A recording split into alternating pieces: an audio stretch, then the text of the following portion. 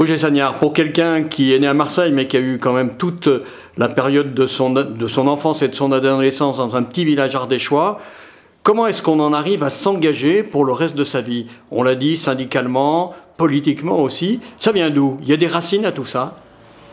Je ne sais pas, il y a certainement une aspiration, une certaine attirance, un peu de réflexion, un peu d'intelligence. Je crois que c'est ça, de pas jouir de la vie d'une manière banale. La vie est quelque chose de très important, un itinéraire qui nous mène dans un ailleurs qu'on peut imaginer. Et c'est ça qui m'a, oui, qui m'a entraîné, qui m'a, oui.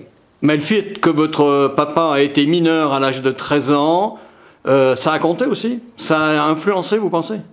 Oui, c'est peut-être mineur, mais pardon, c'est peut-être minime, mais bien sûr que ça a influencé. Oui, il y a certaines, dans la vie, il y a certaines circonstances qui marquent énormément. Ouais.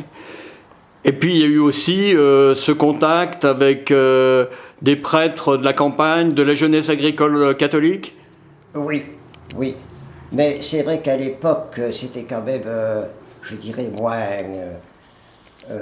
C'était plus cohérent. L'Église avait quand même une certaine unité, alors qu'elle n'était pas diverse comme aujourd'hui. Et aujourd'hui, on a quand même, on est plus attentif aux gens qui sont hors de l'Église, parce que là aussi, il faut y penser un petit peu.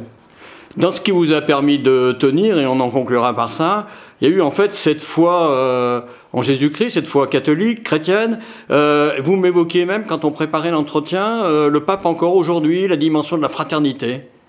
Bien sûr, c'est très important. Je pense que la fraternité, les frères d'aujourd'hui, passer par le frère, passer par l'ami, pour aller à Jésus-Christ, il faut le faire. On ne peut pas aller à Dieu sans passer par les frères.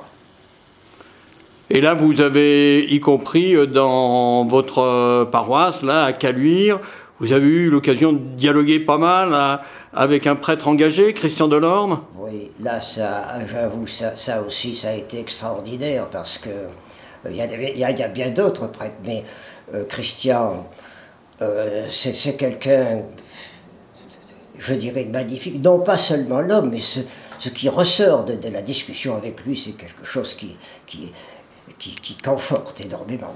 Prenez le livre qui est sur la table là derrière vous, dont vous m'avez parlé, qui est ce livre sur la non-violence là, qui est juste derrière vous. Oui, c'est vrai que là aussi j'ai fait des progrès, parce que